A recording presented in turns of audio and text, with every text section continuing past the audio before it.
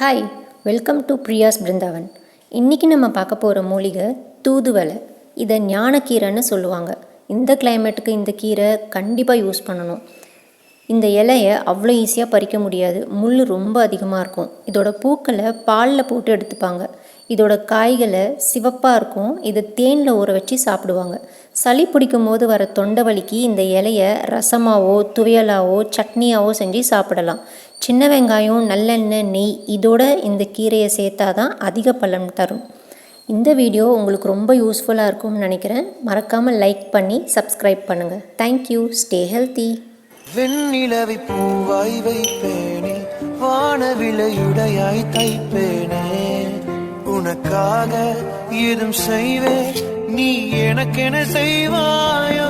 இந்த ஒரு ஜென்மம் போதாது, 7 ஜென்மம் எடுத்து